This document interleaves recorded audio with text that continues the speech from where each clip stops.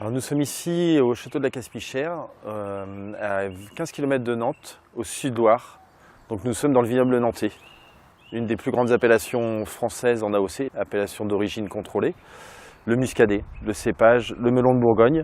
Et nous avons la particularité ici, au niveau du domaine, que le premier cep de vigne, donc appelé melon de Bourgogne muscadet, a été planté ici en 1740. Et ce cépage a été amené par les moines venant de Bourgogne. Donc nous avons aussi l'origine de la Bourgogne, et nous n'en parlons pas assez sur le domaine. Les différentes cuvées, en fin de compte, on a celle du château. On est très bien celle du château qui fait quand même une grosse partie de la récolte.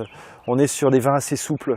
Nous essayons depuis que je suis arrivé avec le chef de culture, on essayons vraiment de faire des vins assez souples, assez légers, où on garde la fraîcheur, mais aussi qu'on garde de la longueur, qu'on puisse l'accompagner avec des mets et qu'on oublie l'idée du muscadet avec les huîtres. Qu'on montre qu'on a les origines, c'est la Bourgogne, et qu'on puisse se rapprocher des vins de Bourgogne. Je ne dis pas qu'on va faire des mêmes vins, mais on est capable de faire des vins aussi souples et de la matière.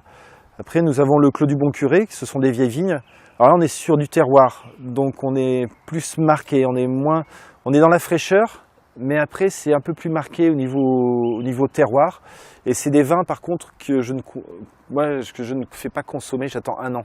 Avant, je les mets en bouteille, après j'attends 6 à 8 mois avant de les commercialiser, parce que c'est des vins qui sont plus tardifs. Le château, j'ai presque 6 à 7 mois d'écart entre les deux. Le Clos des Vignes Madame, c'est une petite parcelle que je garde vraiment c'est historiquement, parce qu'en plus le mot est joli, Clos des Vignes Madame. Donc il y a des clients qui sont là depuis très longtemps, qui connaissent cette cuvée-là. Et là c'est beaucoup dans la souplesse. C'est des vignes qui ne sont pas faciles à travailler parce que qui s'abîment très rapidement. Donc on est plus dans la souplesse, le fruit et la souplesse. Voilà. Le prestige, l'élevé en fût, on se met vraiment sur quelque chose de rond. On perd l'orientation du muscadet comme on a l'habitude avec la fraîcheur.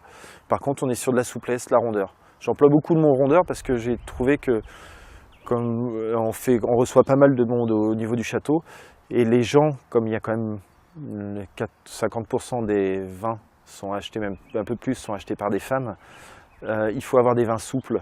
Donc il faut avoir des vins agréables tout de suite, qu'on n'ait pas besoin de rechercher dans le côté technique du vin, puisque le vin est un plaisir. C'est comme la gastronomie, doit être un plaisir.